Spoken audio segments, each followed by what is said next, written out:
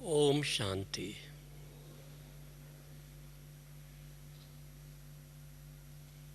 हम सभी ब्राह्मण कुलभूषण बाबा के बच्चे बहुत बहुत सौभाग्यशाली हैं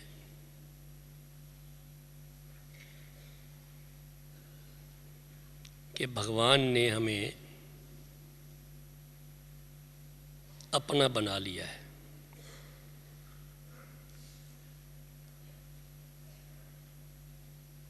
ब्रह्मा मुख द्वारा ज्ञान अमृत पी करके हम ब्राह्मण बन गए। हमारा नया जन्म हुआ है, मर्जीवा जन्म है। और ही सौभाग्यशाली हैं क्योंकि हम बाबा के बनने के बाद कुछ बाबा के काम आ गए, ईश्वरीय सेवा में लग गए, उसके मददगार बन गए। हम सभी, आप सभी हैं।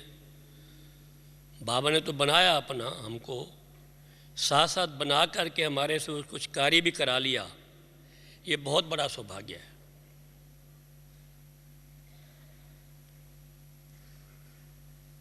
और हमको लक्ष्य दे दिया।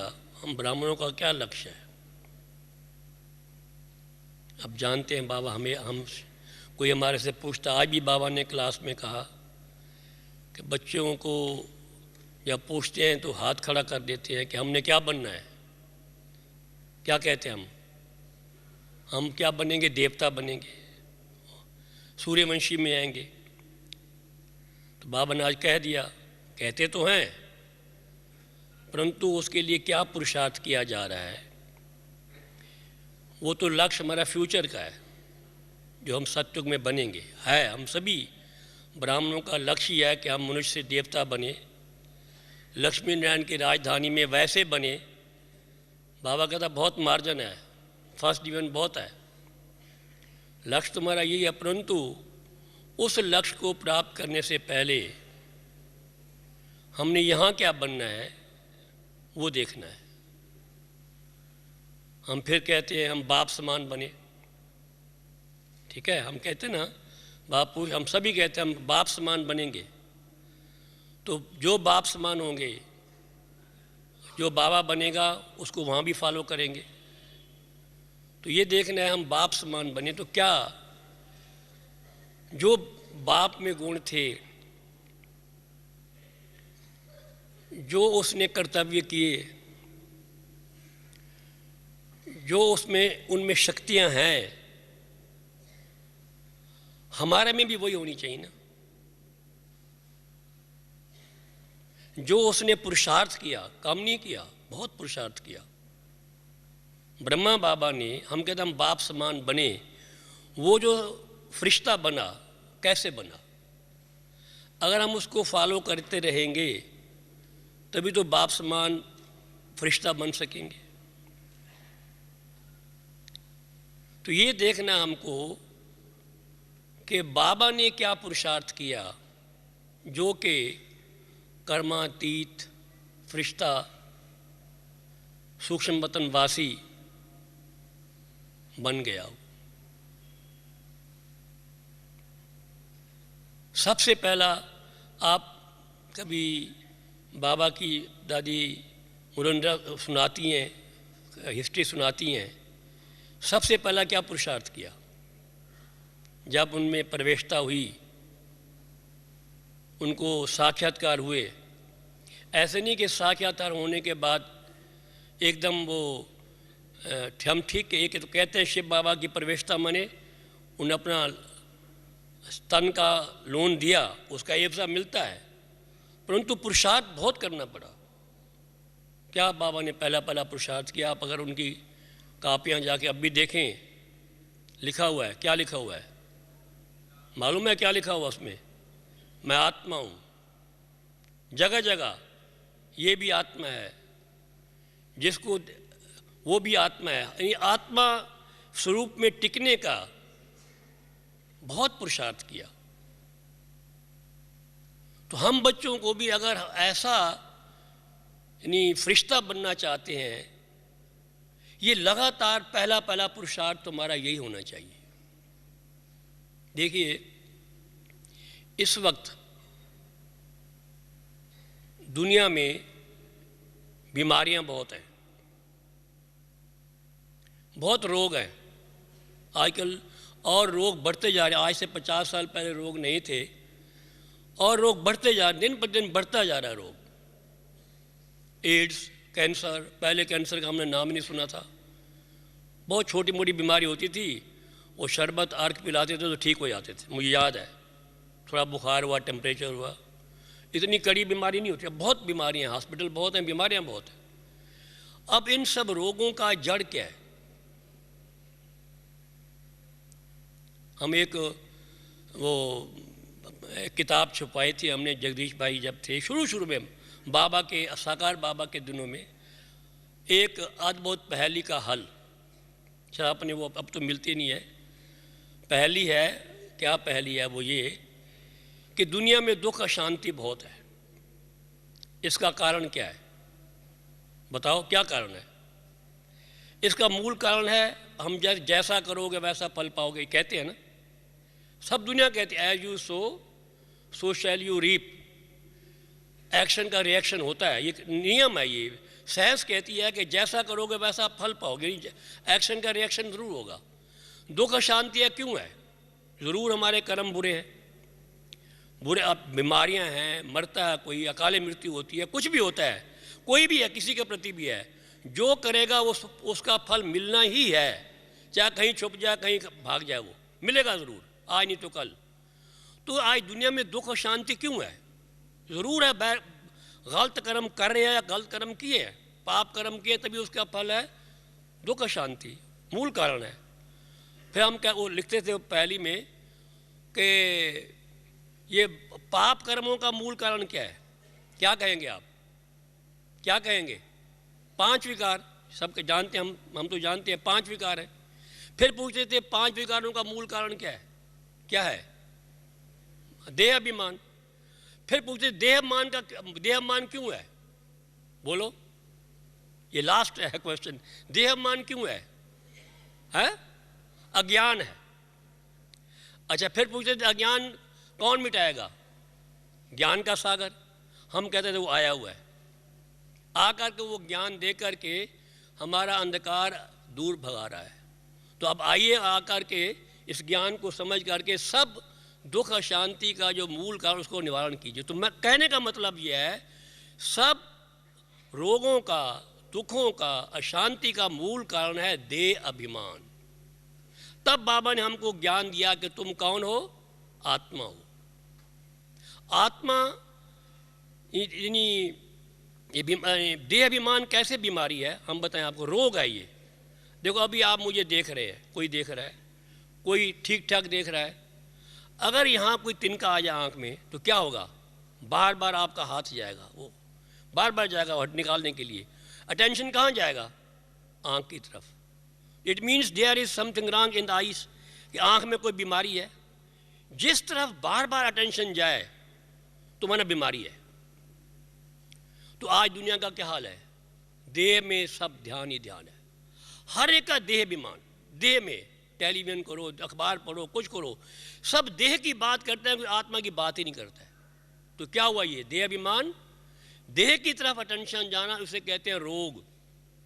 रोग है ये, अपनी देह में फंसना, अपनी देह का अभिमान होना, यह है रोग।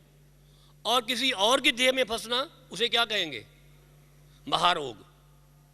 तो आज ये रोग, महारोग बहुत फैले हुए। यही सारी सभी विकारों की जड़, सभी झगड़ों की जड़, सभी बुराइयों की जड़ ये है देह अभिमान। अगर बाबा की लोग मत मान लें, दुनिया वाले मान लें, सब लीडर्स मान जाएं, हम सब आत्माएं भाई भाई हैं, शरीर तो एक जड़ है, रथ है, आप रथी हैं। कितना बाबा ने ऊंचा ज्ञान दिया आत्मा पर, बार बार रोज़ कहता है। इसलिए बाबा क्या कहता है? हर मुरली में 10 बार 50 बार कहता है अपने को आत्मा समझो, आत्मा समझो। क्यों कहता है? क्योंकि बाबा जानता है सब जड़ ही वास्तव में ये है, देह का भान। इसलिए बाबा ने भी स्वयं जो अभ्यास किया, ये सब बहुत अभ्यास किया। बच्चों को भी कराता है। बच्चे चलते फिरते खाते पीते उठते बैठते अपने को क्या समझो, आत्मा। अभी बाबा ने क्या कहा है, अव्यक्त बाबा ने, मैं जब बोलते तो क्या बोलना है, मैं आत्मा हूँ। तो ये पहला मूल मंत्र है। तो यदि हम चाहते हैं बाबा जो फरिश्ता बन गया है, सूक्ष्म वतनवासी बन गया है, उस समान बनना बहुत बड़ी बात है। कहना बड़ा आसान है, क्या नहीं किया बाबा ने, बताओ कितना पुरुषार्थ किया, कितने हमें तो सोच सोच के भी कितनी सहन करना पड़ा। कमाल है, कितनी सहन शक्ति थी उनमें, बताओ। विचार करो, जब वो अब सिंध के अभी भी अखबार पढ़ो, वो मिलाप प्रताप तब भी था उन दिनों में भी, अब उनके पास अभी हैं कि नहीं, तो लिखा हुआ है कि सिंध में एक जादूगर आया है, उसको इतनी रानियाँ और चाहता है। इतनी बदनामी की लोगों ने, टाइम्स अमेरिका तक बदनामी हुई। लोग क्या क्या नहीं किया, सारी गवर्नमेंट खिलाफ, रिश्तेदार खिलाफ, जो जिसको उन्होंने पाला पोसा, जिनकी मदद की वो भी खिलाफ, मुखी के शहर के मुखी, उनको मुखी कहते थे, बहुत बड़ा दादा कहते थे, वो भी खिलाफ। अब विचार करो, सब खिलाफ, परंतु बाबा केवल माताएं, 400-500 माताएं भाई बहन थे, उनको रख कर के कितना कितना सहन करना पड़ा, बताओ। मैं तो वो देखता हूँ, एक फ़ोटो आप देखेंगे जा कर के, ऊपर में पिक्टिंग हो रही है, आप देखेंगे, और छोटी छोटी बहनें, छोटी 5 साल की, 6 साल की, 8 साल की, अभी तो दादियाँ बहुत बड़ी, छोटी छोटी लाइन में खड़ी हैं धूप में, और उधर मुखी खड़े हैं, टोपी पहने हुए, पगड़ी पहने हुए, हाथ में बैंत लिए हुए बुजुर्ग, वो खड़े हैं, वो उनको रास्ता रोक रहे हैं। वो आप बताइए, मैं पूछता हूँ उनको क्या मिला, छोटी छोटी कन्याओं को जो इतनी फेस कर रही हैं इन बातों को देखकर कहते हैं स्वयं भगवान का कार्य था, किसी इंसान का कार्य नहीं हो सकता। तो ये देखिए बाबा को कितना सहन करना पड़ा। उसके बाद उन बच्चों का भी, जिन बच्चों को ज्ञान में आया, जो बच्चे ज्ञान सुना, उनकी पालना की, कई साल चलते रहे और फिर छोड़ गए। कितनी बड़ी बात है ये। आपका एक छोटा बच्चा होता, पाला पोसो, अगर आपकी वो ना क्या, कितना सदमा पहुंचता है लोगों को, परंतु बाबा ने ये सब सहन किया। तो कहने का मतलब हम चाहते हैं फरिश्ता बने, तो हमको ये सब पुरुषार्थ करना ही पड़ेगा, सहन भी करना पड़ेगा, पुरुषार्थ भी करना पड़ेगा। देखो बाबा ने कहा था, जो सहन करता है क्या बनता है, वो याद है, शहनशाह बनता है। तो बाबा शहनशाह बनेगा, बहुत सहन किया। क्यों शहनशाह कैसे, उनको 2 चक्र हैं। शहनशाह जो लक्ष्मी नारायण शहनशाह है ना, first emperor and empress of Bharat, Lakshmi Narayan, उनके उसमें 2 क्राउन है। एक है क्राउन है लाइट का, दूसरा क्राउन है माइट का, 2 है ना शक्तियाँ। तो सहन शक्ति भी है और सहनशीलता भी है। जब हम सहन करते हैं तो शीलता आती है, पवित्रता आती है, और जब हम सहन करते हैं तो शक्ति आती है। दोनों क्राउन बनते हैं सहनशीलता से। तो बाबा ने कहा केवल बच्चे सहन करते चलो तो आप शहनशाह बन जाएंगे। कितना सिंपल बात है। बाबा कहते हैं बच्चे और कुछ नहीं कर सकते तो चक्कर फिराओ। कितना सिंपल पुरुषार्थ, चक्कर फिराएंगे क्या बनेंगे, हाँ जी आप बताइए। फिराया पर आपने, चक्रवर्ती राजा, भगवानोवाच, अब मैं नहीं कह रहा, भगवानोवाच बाबा कहते हैं, भगवान कहते हैं बच्चे अगर हम चक्कर को फिराते रहेंगे, उसमें बिजी रहेंगे, चक्कर को इम्प्रिंट कर लेंगे अपनी आत्मा में, चक्कर का ज्ञान जो है ऐसा छप जाए, अंत मते वही हो, वो चक्कर का पूरा ज्ञान छपा हुआ हो, जिस संस्कार बन जाए। वो जब संस्कार होंगे जन्म कैसे होगा, वो पहला जन्म होगा। जो पहले जन्म होगा तो पहला जन्म मीन्स पूरे 84 जन्म में आने वाला मीन्स शहनशाह, यानी वो चक्रवर्ती राजा बनेगा। तो कितना सहज सिंपल ज्ञान है, कितनी सहज बाबा बातें सुनाते हैं। हमको ये सब पुरुषार्थ करना है।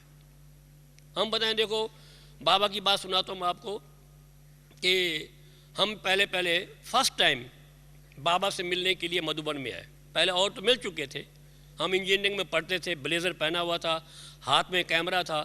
तो बाबा क्रिकेट खेल रहे थे, कहाँ पर, जहाँ आज वो है बाबा का ना शांति स्तंभ है। हम आए, हम भी खेले, हम भी खड़े थे। तो हमने फ़ोटो लेने की कोशिश की, बाबा हम फ़ोटो लें बाबा का। बाबा बाबा ने हाथ ऐसे किया, नहीं। अच्छा, हमने कहा बाबा मना कर रहा है तो नहीं करते। बाबा ने क्या पता क्या महावाक्य उच्चारण किए, बच्चे किसका फोटो लेते हो, उसका फोटो तो आएगा नहीं जो सत्यम शिवम सुंदरम है। उन्होंने ये नहीं बोला कि उसका फोटो तो आना नहीं है, और इस तन का क्या फोटो लेना है। ये तो शब्द बोले, मैं तो नहीं बोलूँगा वो। इस तन का फोटो लेने की क्या दरकार है, नहीं लेने दिया। फिर भी थोड़ी देर के बाद बच्चे तुम्हारी दिल है तो ले लीजिए, फिर ले लिया फोटो। कहने का मतलब यह, बाबा फिर भी आप याद क्या करेंगे, आत्मा की, शिव बाबा की याद करेंगे कि किसी मेरा फोटो मत लो। मैं बताता हूँ एक और बात कि जब साकार बाबा थे तब किसी सेवा केंद्र पर बाबा का फोटो नहीं होता था, आपको मालूम होना चाहिए। और हम तो आप जानते हैं कि चित्र बनवाते थे बाबा के। वो हमारे जो ड्यूटी बाबा ने दी थी, चित्रशाला थी हमारे पास, चित्र बनवाने की ड्यूटी थी कि चित्र बनवाओ और सब सेवा केंद्रों पर भेजो। तो हमने आर्टिस्ट 4-5 रखे हुए थे, दिल्ली में चित्रशाला थी, हम बनाते थे। तो हमें फ़ोटो चाहिए थे क्योंकि बाबा का चित्र लगाना है, झाड़ में लगाना है, त्रिमूर्ति में लगाना है। कई अगर हम हाथ से बनाते हैं तो इतना अच्छा आता नहीं, थोड़ा बिगड़ जाता था। तो हमने एक बार क्या किया, और बाबा कहते थे चित्र इतने बनाओ, छत इतने ऊंचे ऊंचे बड़े बड़े बनाओ, बड़े बड़े बनाओ। तो हमने एक दफ़ा क्या किया, बाबा त्रिमूर्ति बनाया फुल साइज़ का, बाबा विष्णु 6 फुट का जो 5.5 जितने भी है, और शंकर, और ये चक्कर बनाया जिसको पूरा अगर हम हाल में लगाएं तो पूरे छत से लेकर नीचे तक आ जाए। तो हम वो लेकर बाबा को दिखाने आए। बाबा कहते थे बच्चे जो चीज़ बनाओ मुझे दिखाने के लिए आओ। बाबा ने एक दफ़ा कहा बच्चे तुम हर हफ्ते में आओ, हर सप्ताह मुझे मिलने के लिए आओ। मैंने कहा बाबा उन दिनों में ट्रेन ठीक थी और ना वो साधन थे, ना इतने खर्चा भी हम कर सकते थे। बाबा कहते हर हफ्ते आओ मिलने के लिए। तो हम लेके आए। नहीं, बाबा के चित्रों पर बड़ा जोर था कि ताकि ये अंधों के आगे आईना है, लोग इसे समझेंगे। और वो सीज़न था प्रदर्शनियों का, म्यूज़ियम का सीज़न था, जैसे उसे सेवा को आगे बढ़ाने का एक वो चांस था। तो हम चित्र लेके आए। बाबा ने देखते ही कहा बच्चे ये चित्र क्यों बनाया, मेरा चित्र। साफ स्पष्ट कहा। मैं बाबा आपका थोड़ा, ये ब्रह्मा बाबा का है। ब्रह्मा विष्णु शंकर तीनों देवता को तो बनाना पड़ेगा ना हमें।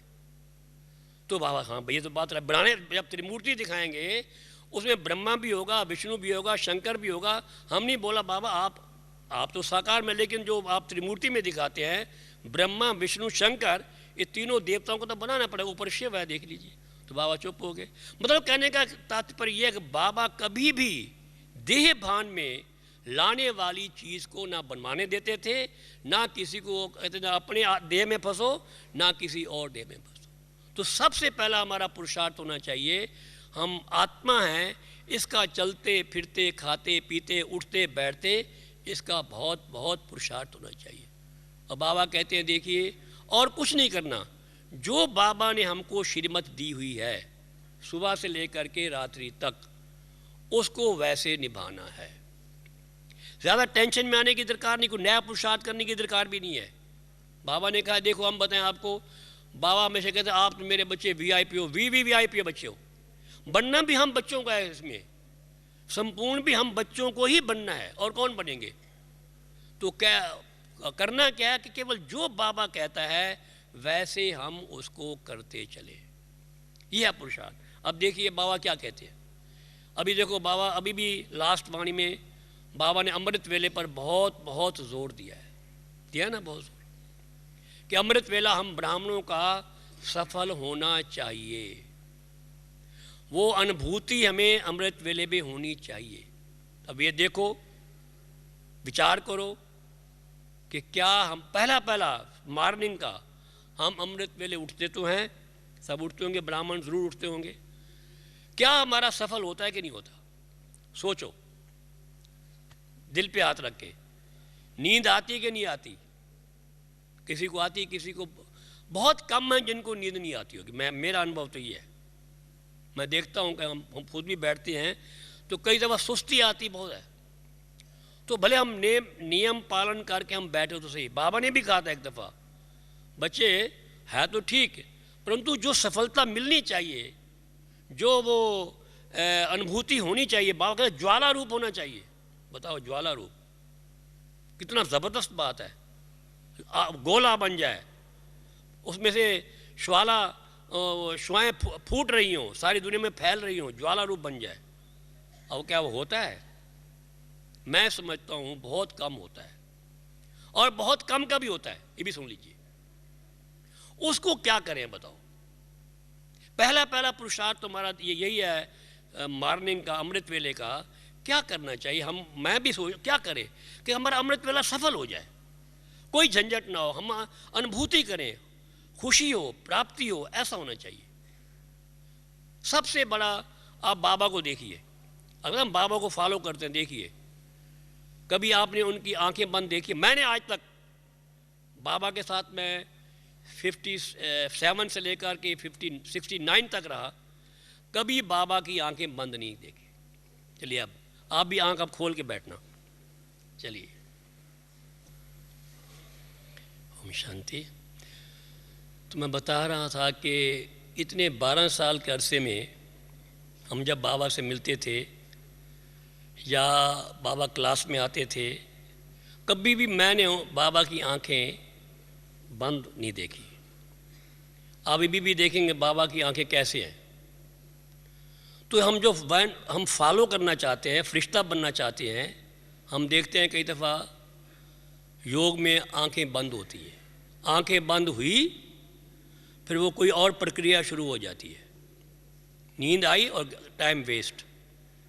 तो ये एक आपको रखना चाहिए ख्याल, कभी भी संकल्प करें और ना मुरली में आंख बंद हो, ना उसमें क्या नाम, ना योग में बंद हो। हम यहाँ देख योग में, मुरली में भी आंखें बंद होती है और झूठ के खाते हैं। बताइए क्या है? बाबा की मुरली चल रही है, हमारी आंखें बंद, और योग लग रहे आंखें बंद। हम किसकी औलाद है? सजरे, सज्जे की औलाद, सजे। और हम वो थोड़ा हैं, वो युधिष्ठिर, हम तो धृतराष्ट्र, हम तो युधिष्ठिर के हैं साथी। तो मतलब कहने का वादा कीजिए कभी हमारी योग में और मुरली सुनने में आंख बंद नहीं होनी चाहिए। फर्स्ट प्रक्रिया है, पहली सीढ़ी है ये। हम कहते हैं पहली सीढ़ी पर ये बहुत ये कई दफ़ा फेल होते हैं। तो अब ये आप संकल्प करो, योग में कभी भी हमारी आंख बंद नहीं होनी चाहिए। बाबा की जो शेर माफिक आंख है, बाबा योग कराते थे, दृष्टि देते थे, कितना मज़ा आता था। इसी प्रकार से आप ये होना चाहिए याद में, सुबह सुबह भी आप अमृत वेले आते हैं, आंख बंद नहीं होनी चाहिए। आंख बंद हुई तो नींद आई और जो हमारा जो टाइम वेस्ट चला जाएगा। देखिए क्या होता है, क्या है कि क्यों आती है सुस्ती? हम रात्रि को सोते हैं, 4-6 घंटे सोते हैं, तो वो उसका प्रभाव होता है, या और की तकलीफ भी हो सकती है, किसी को बीमारी भी हो सकती है। लेकिन कोशिश करके हम अमृत वेला सफल करें। क्या करें? आलस्य जो है वो छठा विकार है, वो हमारा टाइम वेस्ट कर देता है, चुरा लेता है टाइम। वो चोर है, ज़बरदस्त, ब्राह्मणों का चोर है, बाबा ने कहा था एक दफ़ा, छठा विकार है। तो करना क्या चाहिए हमको? उस समय चोर कैसे आता है अंदर, आप जानते हैं। अंदर प्रवेश, घर में प्रवेश कैसे करता है? जब सो रहा होता कोई, या अगर वहाँ पर कोई बातें कर रहा हो, बातचीत चल रही हो, तो क्या होगा? चोर बाहर खड़ा होगा, वे अंदर जाग रहे हैं। तो मेरा विचार है ज्वाला रूप तो हम जब तक बने न बने, कब बने, वो स्टेज आए, उससे पहले अमृत वेले तो बाबा से खूब बातें करें, टॉक टू गॉड, समझे? उससे बात करें, संबंधों से बात करें। वो हमारा क्या है? ओ माई स्वीटेस्ट फादर, याद करें, मेरे अति मीठे मीठे बाबा, बड़े प्यार से, लव से याद करें उसको, मीठे मीठे बाबा। तो मुझे कहाँ ले जा रहे हो? स्वीट होम और स्वीट राजधानी का वर्षा दे रहे हो। उसकी याद करें, उसके अपने से बात करें, अपने गुणों को याद करें, अपने स्वमान को याद करें, बाबा के गुणों को याद करें, बाबा से बात करें, उसको संबंधों से याद करें। क्या? ओ माई हाईएस्ट टीचर, क्या हमारा ऊंचे से ऊंचा हमारा शिक्षक है वो। फिर और क्या है? वो हमारा होलिएस्ट सतगुरु है, हमारी डियरेस्ट मदर है, माँ है वो। उसको करें, क्या प्राप्ति हमको हो रही है वो। फिर हमारा अनफेलिंग फ्रेंड है, दोस्त है, कंपेनियन है, अनफेलिंग, सदा साथ निभाने वाला, वो याद करे इस बात को। फिर और हमारा क्या लवलीस्ट साजन है, सुलोना साजन, हम उसकी सजनी है। ये सजनी साजन से अगर बात कर रही होगी तो चोर अंदर आएगा? बाहर कर भी अंदर बात हो रही है। अगर दो दोस्त बात करो तो आएगा, नहीं आएगा? यानी संबंधों से बड़े प्यार से, मिठास से बात करनी चाहिए यदि हम चाहते हैं वो अमृत वेला पूर्ण अतीन्द्रिय सुख से भरा होना चाहिए। चलो ज्वाला रूप में अतीन्द्रिय सुख की प्राप्ति तो होनी चाहिए ना, खुशी हो, मज़ा हो, लगन हो, अमृत वेला बढ़ता जाए, बजाय 5 के 6 बज जाए, ऐसा भी हो सकता है। तो वो जो है, अगर हम बाबा से बातें करेंगे तो कभी भी वो जो आलस्य रूपी चोर हमारे अंदर नहीं आएगा। हम जब आंख बंद करते हैं और बातें वो छोड़, एक वो देखते रहते हैं लाइट को और कुछ सोचते नहीं है, तो आंख बूंदी और वो हमारी टाइम वेस्ट चला जाता है। ठीक है, हम तो ऐसे करते हैं भाई, क्योंकि ज्वाला रूप बनने के लिए पहले कंसंट्रेशन चाहिए, वो होता है कंसंट्रेट, टाइम लगता है उसको आने में। पहले तो ये करना चाहिए। और देखो गीता में कई प्रकार का योग बताया। बाबा ने हमें हर एक संस्कार वाली आत्मा को हर प्रकार का योग करने को कहा है। किसी को कहा है, वो गीता में क्या है, भक्ति योग है। भक्ति माने हम बाबा गुणों को याद करते हैं, वो भक्ति है किस्म की। फिर कहा किसी का राज योग, कर्म योग, संन्यास योग, भिन्न भिन्न प्रकार, जिसका जो संस्कार है उस प्रकार से बाबा को याद करेगा तो सफलता मिलेगी। ज्वाला रूप तो बाद में आएगा। ज्वाला में एकाग्रता चाहिए ज़बरदस्त के लिए, मैं तो ये समझता हूँ। पहले तो स्नेह से, बाबा ने कहा ये लवफुल रिमेम्बरेंस है, ये लवफुल है, स्नेह चाहिए इसके अंदर, प्यार चाहिए, लवफुल चाहिए। तो लव से, प्यार से हम याद करेंगे तो अतीन्द्रिय सुख की प्राप्ति हमको होगी। फिर धीरे धीरे करते करते क्या होगा, एकाग्र करेंगे तो ज्वाला रूप भी बन जाएंगे, तो विकर्म विनाश होंगे। तो कहने का मतलब ये अमृत वेला हमारा बहुत बहुत सफल होना चाहिए। ये पहले बाबा कहते थे कि फिर हम क्लास में आते हैं। अब क्लास में आते हैं, कई लोग तो कहते हैं बाबा की मुरली तो वही है, कई कहते हैं हम तो पॉइंट रिपीट करो, कहते हैं भाई वही अपने को आत्मा समझ, बाप को याद करो। कई बुजुर्ग ऐसे सुनाते हैं, बस इतना ही याद, तो ठीक है वो भी। तो वास्तव में बाबा की मुरली भले रिपीट हो रही है, लेकिन हर बार हम तो सुनते हमें नहीं लगती है, कोई ना कोई नई पॉइंट हमें और लग जाती है। आज कोई भी देखो नवीनता लगती है वो, क्योंकि देखिए कहते हैं ना वो गोप गोपियाँ मुरली पर डांस करती थी। अब वो कौन सा डांस था, यही डांस है। अब कैसे डांस करना चाहिए बताएं आपको, आप भी डांस करो मुरली सुनते समय। क्या जो बाबा बोले, जो दादी मुरली सुनाती है, कोई भी सुनाए, जो बाबा की मुरली में शब्द है आप वैसे बन जाओ। देखो बाबा बोलते हैं परम धाम, उड़ो परम धाम की तरफ। बाबा स्वर्ग को याद करते हैं, मैं स्वर्ग की बादशाह देता हूँ, पहुँच जाओ स्वर्ग में। बाबा सूक्ष्म वतन की बात करें, सूक्ष्म वतन में पहुँच जाओ। यानी जो बाबा के महावाक्य उच्चारण हो, बंसरी की तान हो, वैसे बनते जाओ। तो क्या होगा, डांस हो जाएगा ना ये। कभी आप परमधाम में हैं, कभी आप सूक्ष्म वतन में हैं, कभी आप मधुबन में हैं, कभी बाबा कुछ कह रहा है, तो उसमें क्या, you are dancing with the tune of Murli, तो मज़ा आएगा उसमें।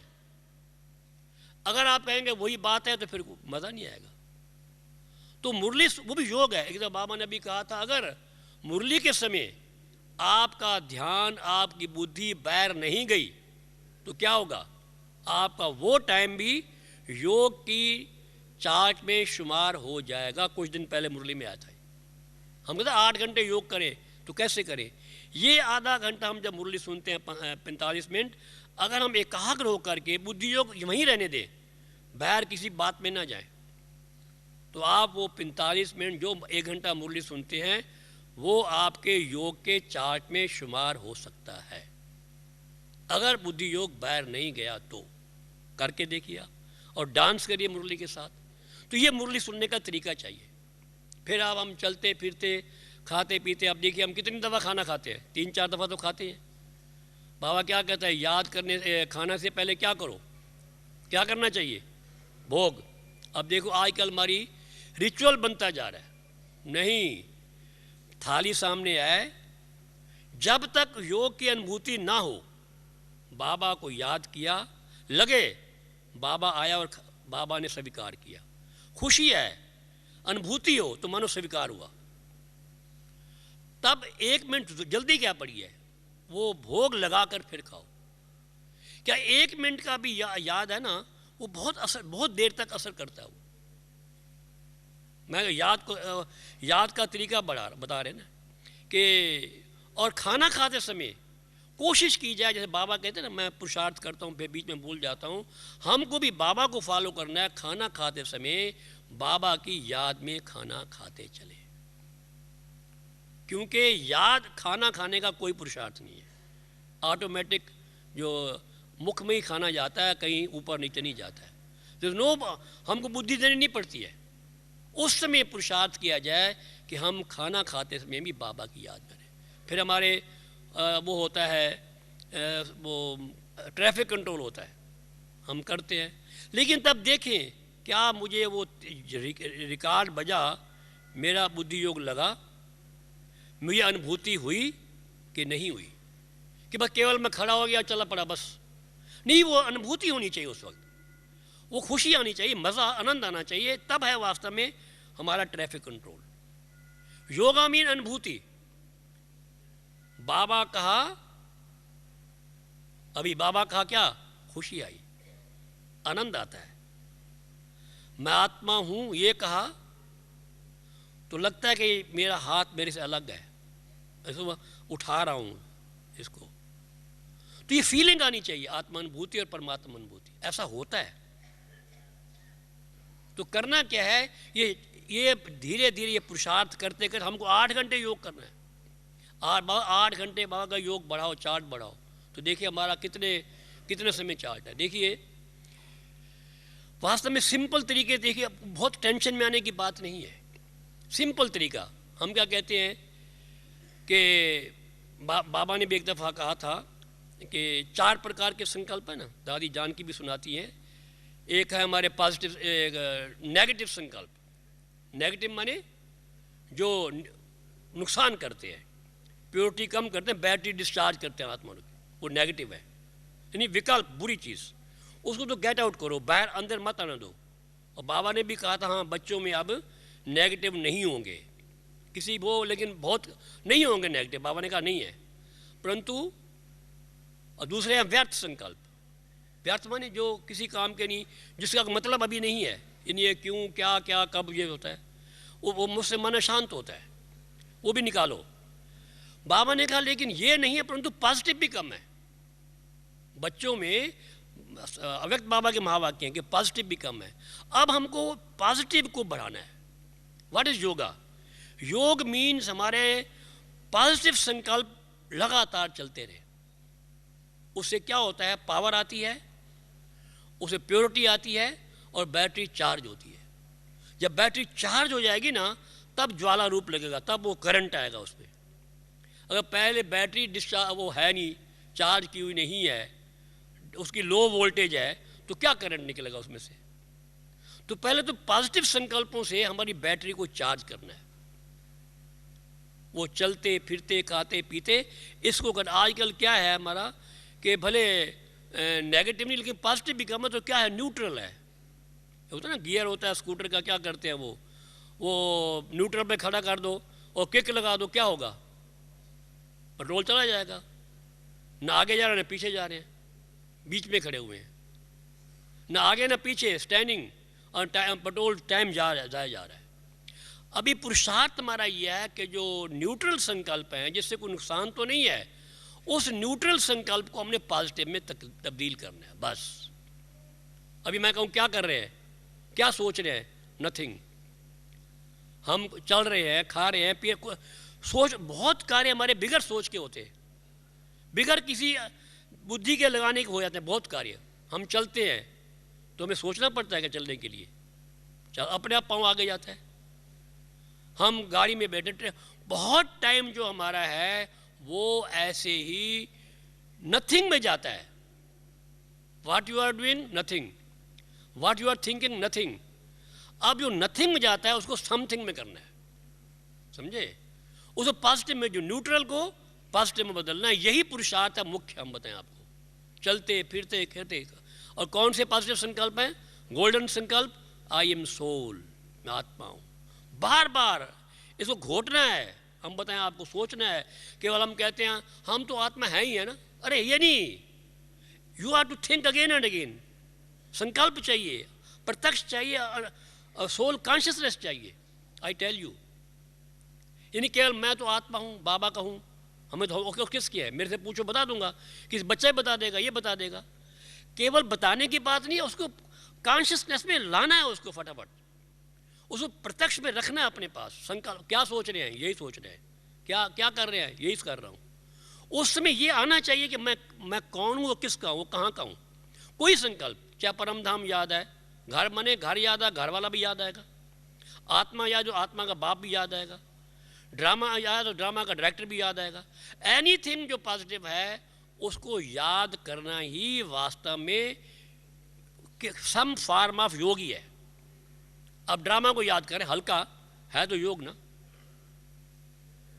लेकिन हल्के फॉर्म का योग है। आप सूक्ष्म मुद्रा में बैठ के वो तार जोड़ी हुई है बाबा से, शिव परम धाम से, वो भी योग ही है।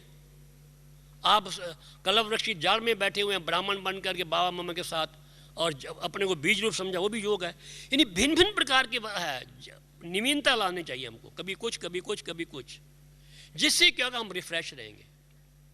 तो कहने का मतलब यह है कि हमारा जो न्यूट्रल समय जा रहा है, नथिंग में जा रहा है, उसको पॉजिटिव या समथिंग में बदलना है।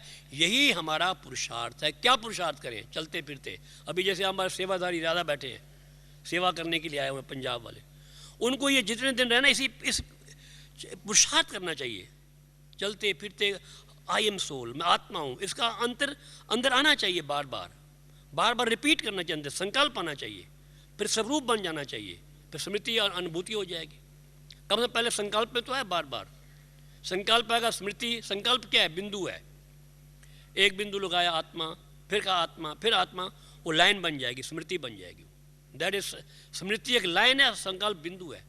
वो बार बार संकल्प आते आते वो स्मृति का स्वरूप धारण कर लेगा, स्मृति से अनुभूति होगी, मजा आ जाएगा, वो खुशी प्राप्त होगी। तो ये बार बार संकल्प लाना ही वास्तव में है हमको। ये नहीं कि हम पूछें, कई हमारे यहाँ आए हुए हैं, हाँ जी अब तो हम रिटायर्ड हैं, कोई फिक्र फाका नहीं, सारा दिन योग में रहते ही रहते हैं। अभी कैसे रहते हैं? बाबा क्या कहता है योग के बारे में, यथार्थ योग लगाना कोई मासी का घर नहीं है। कहा कई दफ़ा ना, एक तरफ कहता है बाबा, कहता है बड़ा सहज है, बहुत सहज है, बहुत सिंपल, अपने को आत्मा में बाप को याद करो, बस है क्या, बहुत सिंपल है, उसको यात्रा को योग शब्द ही उड़ा दो। लेकिन फिर कभी बाबा ऐसे भी कहते हैं, बच्चे यथार्थ याद में रहना कोई मासी का घर नहीं, ये भी बाबा कई दफ़ा कह देते हैं। तो क्या यथार्थ में यही स्वयं को आत्मा समझ करके वो आत्मा का डंडा लगाना, फिर बिंदु लगाना बाबा का, परम धाम का, वो है ना, बहुत प्राप्ति है बड़ी भारी।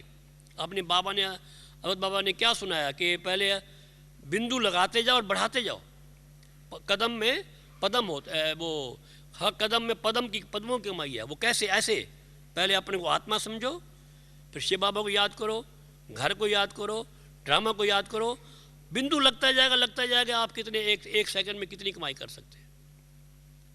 और ये जो संगम युग है बहुत बहुत कीमती है, इसका एक सेकंड भी कितनी कमाई करा सकता है। यही बिंदु लगाओ, कमाई करो, बिंदु तो लगाना पड़ेगा हमको ना। तो यही मैं कह रहा था कि चलते फिरते हमें ये पुरुषार्थ अब करना है। अब तो अब इतना अच्छा वातावरण है, यहाँ पर आप आए हैं और इतने सुंदर वातावरण में बाबा से मिलन मनाने के लिए आए हैं, लेकिन उससे पहले ये पुरुषार्थ खूब करना चाहिए।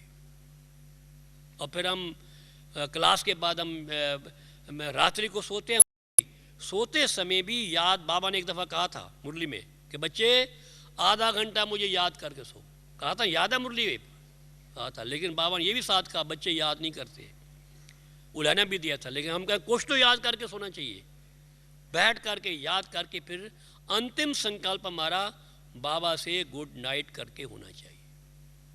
और प्रथम संकल्प भी क्या होना चाहिए, गुड मॉर्निंग का होना चाहिए। अगर ये हमें कामयाबी मिल जाए तो क्या होगा, सारा जो हमारा सोने का समय भी याद में शुमार हो जाएगा। लास्ट संकल्प और अंतिम फर्स्ट संकल्प दोनों बाबा की याद के हैं, तो हमारा सोना भी जो होगा वो बाबा की याद में ही गिनती हो जाए, अगर ऐसा हम कर सकते हैं तो इस प्रकार से आगे बढ़ते चलें। और देखो बाबा ने अब कहा है कि सेवा तो करनी है, और हमको बाप समान भी बनना है। देखो एक मैं आपको इवेंट सुनाता हूँ बाबा का, कैसे बाबा बच्चों को उठाते थे। थोड़ा भी आप काम करके आएंगे ना, बाबा ऐसा उड़ा देंगे, उठा देंगे, उमंग उत्साह भर देते थे। तो हमें क्या हमारा क्या फ़र्ज बनता है, हम भी ऐसे करें। कोई इंचार्ज है, कोई कुछ है, किसी को ड्यूटी है, वो भी ऐसा थोड़ा भी कोई गलती करे, गलती मत देखे, अच्छे को देकर उसको एकदम उठा दे उसको ऊपर, ताकि वो और आगे बढ़े। वो मैं बताऊँ, एक मिसाल देता हूँ। फर्स्ट हमने प्रदर्शनी बनवाई, वो याद आता है वो दिन, बाबा के मावा की पूरे जो बाबा ने बोले वही बता रहा हूँ आपको। हम पहली प्रदर्शनी बनवा करके बाबा के पास आए। हम है ना वो हिस्ट्री हॉल, वहाँ पर हमने वो छोटी सी प्रदर्शनी, एक चित्र बनता था 20 रुपए का, उस वक्त की बात है, बनवा के रखी है। ऑयल पेंट थी। तो फर्स्ट अटैम्प्ट थी हमारी, इतने अच्छे से बाबा ने अच्छा कहा, बाबा तो कभी ऐसा नहीं अच्छे नहीं है, ड्रामा अनुसार सब ठीक है। तो हम ले आए, बाबा ने और दीदी थी, बाबा थे शायद दोनों, बाबा ने पूरी देखी प्रदर्शनी, फुल देख करके फिर चले आए। बाबा देखते रहे, कोई कमेंट्स नहीं किया। बाबा के हम उससे देख मालूम पड़ता था बाबा को अच्छी लग रही है, पहली अटैम्प्ट थी। फिर हमको बाबा ने बुलाया अपने कमरे में। देखो बाबा कितनी बच्चों को उठाते हैं, कितना निमित्त बनाने के लिए क्या क्या करते हैं, सेवा लेने के लिए करते हैं। तो बाबा गद्दी पर बैठे, मैं नीचे बैठने लगा। मगर नहीं बच्चे मेरे साथ गद्दी पे बैठो।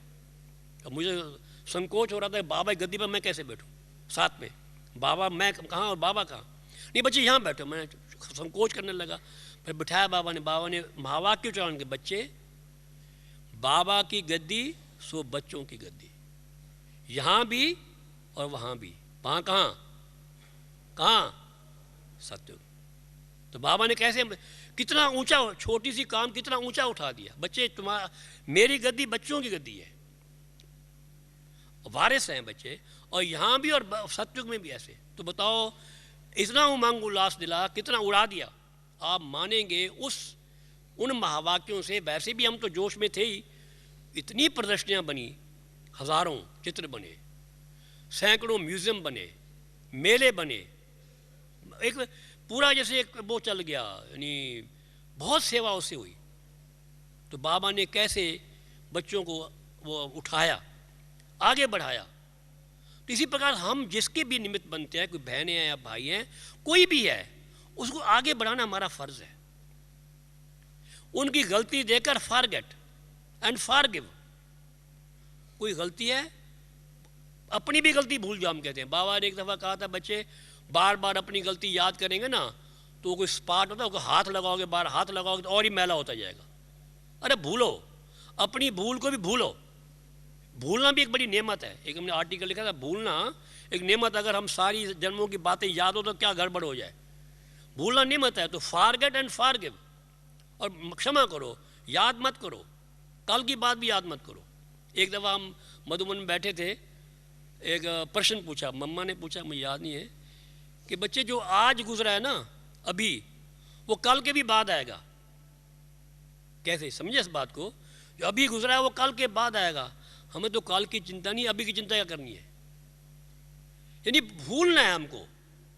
और दादी जानकी जी कहती हैं, बच्चे वो बोलती हैं, जो हो रहा है सब ठीक हो रहा है। नहीं, ये भी कहा कि ये कहना कि ये ठीक नहीं है, इट मीन्स कभी नहीं कहना चाहिए। You are doubting drama. Drama में सब ठीक है, आप कैसे कहते हैं ये ठीक नहीं है? और doubting drama means you are doubting the director of drama. भगवान पर डाउट कर रहे हैं। तो कभी भी, ये एक बहुत बड़ी बात है, जो हो रहा है सब ठीक हो रहा है, निश्चिंत रहिए, डोंट वरी, वो हलचल में मत आइए। बाबा बैठा, सब ठीक होगा। हम कई दफ़ा देखते हैं कई चीज़ें, ये ठीक तो नहीं है, लेकिन वो ठीक होती है बाद में। मैं अनुभव से कहता हूँ, बाबा इतनी मदद करता है कि जो गलत को भी ठीक कर देता है। इसलिए हमें कभी ये ना कहो ये ठीक नहीं हुआ, वो ऐसा है, वो ऐसा है। तुम सोच, तुम्हें क्या करना है, तुम कैसे हो, अपने को देखो, अपने को देखो, अपनी गलती को मत देखो। हाँ, यानी गलती करनी नहीं है बार बार, जो मानो गलती से हो गई उसको भी भूल जाओ। आगे की सोचो कि मुझे अब ठीक बनना है। अब बाबा ने क्या कहा, देखो बहुत अच्छी बात कही, सेवा तो करनी है, परंतु सबके क्या जलाने हैं? आशा के दीपक जलाने हैं। दुनिया में निराशा बहुत है, कैसे जलेंगे? 600 करोड़ आत्मा है, कैसे जलेंगे बताओ? कितने लेक्चर करोगे आप? टेलीविजन सब जगह पहुंचता नहीं है, गांव गांव में कैसे पहुंचेगा? साधन क्या? प्रकृति की भी सेवा करनी है, बताओ। प्रकृति जो उसकी भी दीपक जलाना है, प्रकृति का भी, कैसे होगा? हैं? हाँ, एक ही है। बाबा ने तब कहा, देखो बहुत बहुत दिनों से बाबा अभी एक चीज़ पर जोर दे रहा है, बच्चे दुआएं दो और दुआएं लो, सुख दो और सुख लो। हम भक्ति मार्ग में कहते हैं दुआएं लो, दुआएं देने की बात नहीं करते थे। फिर कहता सुख दो, यहाँ का दोनों कहता है, दुआएं दो और दुआएं लो भी साथ, और सुख दो और सुख लो भी, दुखी मत हो वो आप। ये बहुत ज़बरदस्त, ये आधार है हमारे सारी स्थापना का। प्रकृति को चेंज करने का यही आधार है। हम बताएं आपको कैसे। आज क्या है, सब जगह आहें निकल रही है। एक होती है आहा, एक होता है दुआ। आहा समझते हैं? आहें, आहा निकलना, कि हाय निकलना, आहे निकलना। हॉस्पिटल भरे पड़े, आहें निकल रही है। इतने गरीब बेचारे, उनकी आहें निकल रही है, शोषण हो रहा है, दुखी हो रहे हैं, आहें निकल रहे हैं। टेररिस्ट हैं, वो मार रहे हैं, वो आहें निकल रही है। सारा संसार जो है आहों से भरा हुआ है। आहा यानी हाय हाय नहीं पड़ रहे, हाँ बद्दू हैं। प्रकृति, इसीलिए तो लोग लाखों जानवर काट रहे हैं, उनकी आहें निकल रही हैं, चीखों पुकार निकल रही है। प्रकृति पर असर पड़ रहा है इसका। हम बताएं आपको, प्रकृति बिगड़ रही है जल्दी से जल्दी। कहते हैं क्यों ये भूचाल आ रहा है, क्यों ये टाइम पर बारिश नहीं होती, क्यों सुनामी आ रहा है? It is all due to this. दुनिया में आहें बढ़ रही हैं, बद्दुआएं बढ़ रही हैं, और प्रकृति पर बहुत ज़बरदस्त असर हो रहा है। पहले प्रकृति कुछ वो थी, यंग थी, तो असर कम था, और बद्दुआएं भी कम थी। अब जो आहें निकल रही हैं, इससे प्रकृति बिगड़ रही है, इंसान भी बिगड़ रहा है। तो क्या करना बाबा? इसलिए बाबा कहते हैं बार बार, बच्चे अगर प्रकृति को चेंज करना है, इंसानों को चेंज करना है, भले सर्विस तो करो, भले मेगा प्रोग्राम भी करो, लेकिन सबको दुआएं दो, सबकी दुआएं लो, शुभ कामनाएं दो, शुभ कामनाएं लो। अब हमारी भी दुआ नहीं निकलनी चाहिए आहा, हमारी आहा नहीं, हाया नहीं निकलनी चाहिए कभी भी, खुशी निकलनी चाहिए, खुश रहो, ठीक है। इसी प्रकार से हम सभी को खुश रहना है और खुशी बांटनी है, और दुआएं देनी है और दुआएं लेनी है, यही काम करना है। भले आप सेवा तो करनी है, सेवा के साथ साथ देखो हम बताएं कैसे। मुझे एक याद आता है, हम 1954 में अमृतसर गए थे, समझना। तो वहाँ पर क्या था ना, मंदिर गुरुद्वारा, वहाँ पर गए, इतना मज़ा आया। हर एक ईंट से शांति टपकती थी, क्योंकि हर वक्त क्या पाठ हो रहा है, वही उसका पाठ हो रहा है, यानी ग्रंथ साहब का पाठ हो रहा है, शुभ बात हुई, शुभ कामना, शुभ भावना थी। फिर हम गए बाद में, जब ये दूसरे भिंडर वाला जी थे, डर लगता था। भाई वही पाठ भी हो रहा है, लेकिन खुद को डर लग रहा है, क्योंकि एटमॉस्फेयर का बहुत असर पड़ता है। यहाँ पर लोग आते हैं, वो अभी आए थे एक्टर्स हमारे बॉम्बे के, कहता हमारी आते ही चंचलता खत्म हो गई। बताइए, क्योंकि यहाँ कार्य शुभ हो रहा है, शुभ कामना है, शुभ भावना है। इसी प्रकार से अगर हम चाहते हैं दुनिया बदले, प्रकृति बदले, हमारे मुख से, हमारी आँखों से, हमारे हर वो इंद्रिय से शुभ कामना, शुभ भावना निकले, खुद भी निकले, खुद भी बदलें, औरों को बदलें। इसे बहुत लंबा प्रोसेस है, it is not a small, कोई 2 दिन की बात नहीं है, जनरेशन लगती है पूरी। तो अभी इसी कार्य में हम सब लगे हुए हैं, कुछ बदल रहे हैं और कुछ भी समय बदलेगा। हम बच्चे भी, बाबा ने क्या कहा, अभी 3 मास दिए, 1 मास ख़त्म होने वाला है 2 मास रह गए, हो सकता है 2 मास के बाद क्या हो, क्योंकि टीचर होता है, वो जानता है कि बच्चों को हाँ अभी नज़दीक है, और दौड़ो और दौड़ो, वो कहता ना मंजिल तक पहुँचाने के लिए। लेकिन समय बहुत, अगर बाबा समय से पहले बदल जाओ, अगर नहीं बदलेगा समय बदलेगा आपको। अनुभव है इस बात का। कैसे बताएं आपको, एक सुनाए आपको स्टोरी। हम जब पाकिस्तान में थे, तो हमारे गांव के तरफ सारों तरफ मुसलमान ही मुसलमान थे, मारने के लिए आए हुए थे कि मारो इनको। हम ऐसी जगह बैठे थे कि जहाँ पर के वो था, आप मानेंगे उस वक्त ना किसी को बच्चा याद था, ना मोह था, ना काम था, ना क्रोध था, ना लोभ था ना मोह था। क्या था? हरे राम हरे कृष्ण, हरे राम हरे कृष्ण। भगवान का नाम याद था, कुछ याद था नहीं। किसने बदला उस वक्त? टेम्परेरी समय ने बदला। ऐसा समय आएगा, हम अगर समय से पहले नहीं बदलेंगे, आपको बदलना ही पड़ेगा। You have to change it. लेकिन फिर वो क्या, बाबा का समय तुम्हारा टीचर बन जाएगा, तो समय आपकी रचना रचता बन जाएगा, तो क्या मिलेगा फिर? हाँ, बच्चों को क्योंकि उन्होंने पहले ज्ञान योग सीखा हुआ है, जल्दी जल्दी पुरुषार्थ करेंगे, बदल जाए। लेकिन जो चाहिए समय से पहले बदलेंगे तो समय हमारे अधीन होगा। अगर समय ने हमको बदला तो फिर पद कम हो जाएगा। इसलिए समय से पहले समय का मास्टर बन करके, समय को वो वैल्यू रख करके हम समय से पहले बदलें और सबको दुआएं देते जाएं, दुआएं लेते जाएं और सबके आशा के दीपक जगाते चले। ओम शांति।